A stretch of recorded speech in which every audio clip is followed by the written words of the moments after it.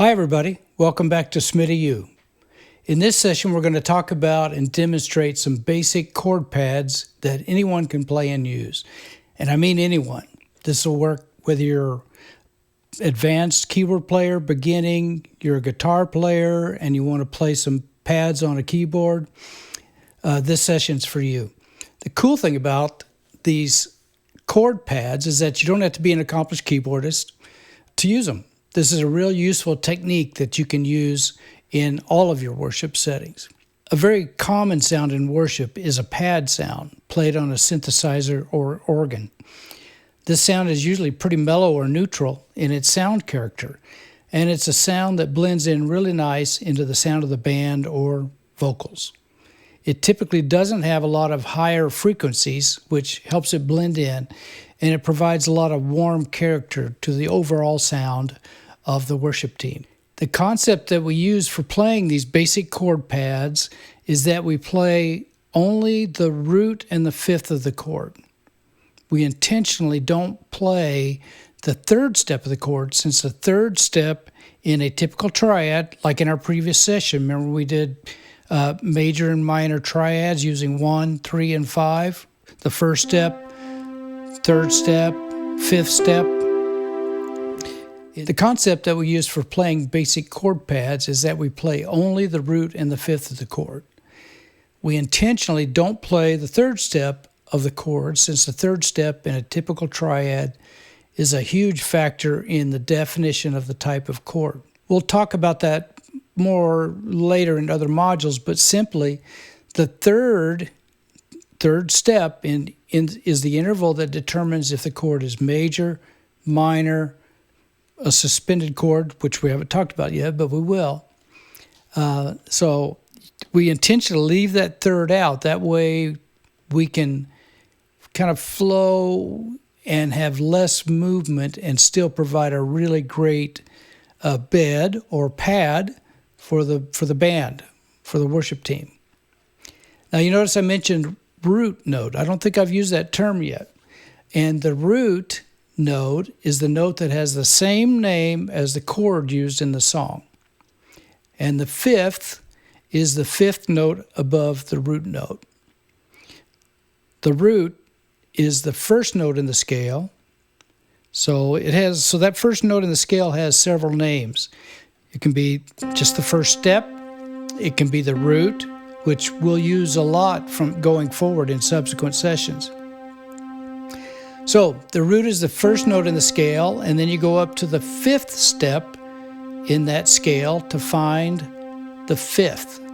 So in the key of C, you would play a C, which is the 1 or the root, and then the G above it at the same time to make a 2-note chord. Remember, a chord is anything more than one note. It can be 3 notes, it can be 4 notes, it can be 5.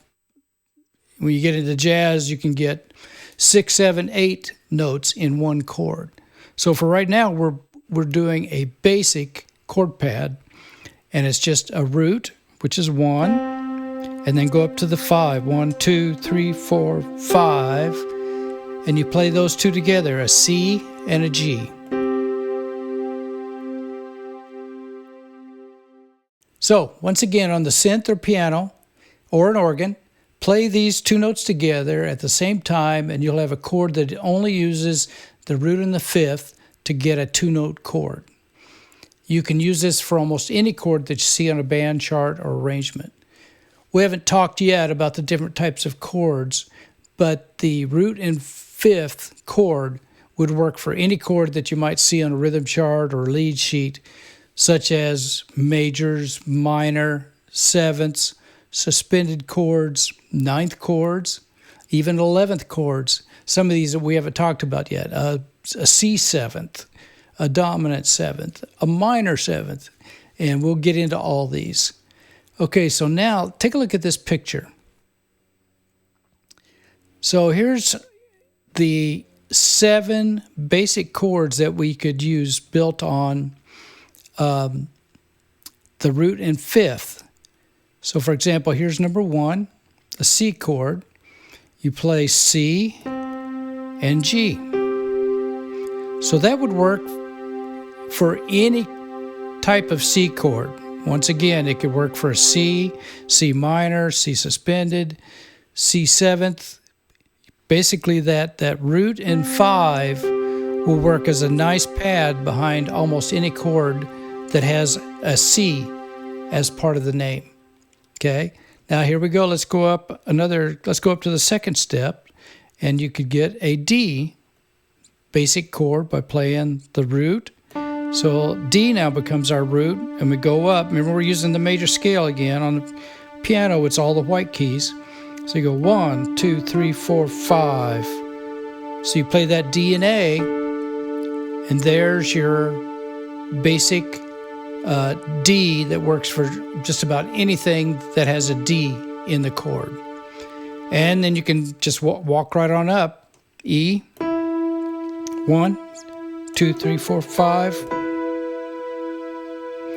Okay, there's an E, F, F and C, G, G and D, A chord, A and E, and a B chord. This is a little different, and we're getting a little ahead of ourselves here, but on this one, use a 1, 2, 3, 4, 5 that's sharped.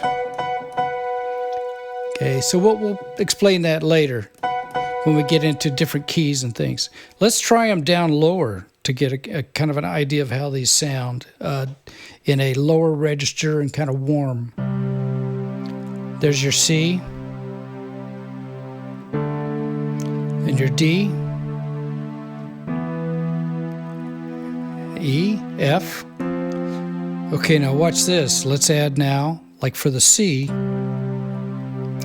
this is a C-type chord, so down in the bottom, let's add another C, and maybe even one below that. Now listen to how this sounds.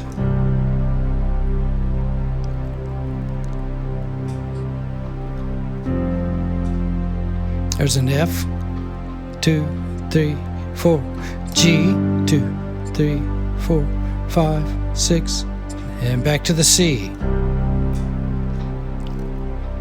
So if you had a chart, let's just do like maybe this tempo. 1, 2, 3, somewhere around there. Kind of keep that tempo in mind.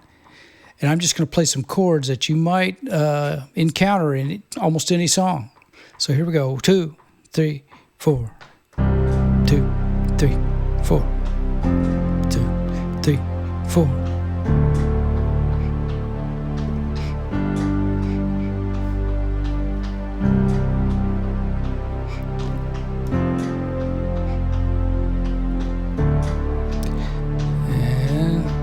Now let's play the same progression with the right hand higher.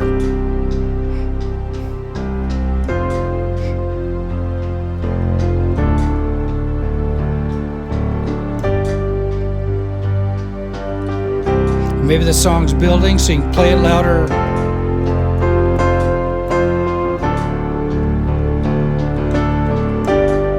And now the ending of the song,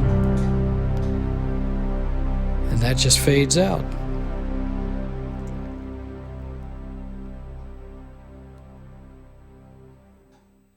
Now, go ahead and pause the video right here, and why don't you play these 7 chords to get used to finding them on your keyboard, okay?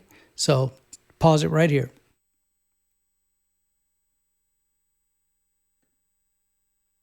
All right, so next, here's an exercise that you can work on to use that root and 5th chord concept for pads in a song. Set a tempo, kind of like what we did a couple minutes ago, and play the root and the 5th and hold the chord for 4 beats on each of these. So you'll see on the chart there, you have C for 4 beats, F for 4 beats, G, D, A, B. Now remember, B has that one black key in it, the F sharp, and I'll show you in a minute where that is. And then the E, and then back to the C. So let's try that again. I kind of like that down low that we did a minute ago. Let's do that again. So here we go. We're going to go on C about 1, 2, 3, 4, 2, 3, 4, 2, 3, 4, 1, 2, 3, 4, 1, 2, 3, 4, A, 2, 3. Here's the B.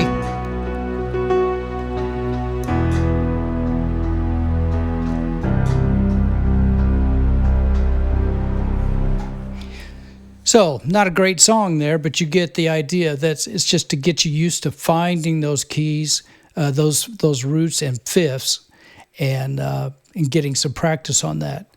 So you might try it a little slower to get going. And you notice I added that left hand. I almost couldn't resist. I couldn't resist. I just love how that low root just feels underneath all of those. You could do it just one hand at a time, and a lot of times this works just as well in a band setting where you got a bass guitarist, you got everybody just playing 2, 3, 4, 1, 2, 3, 4, 1, 2, 3, 4, 1, 2, 3, 4, 3, 4.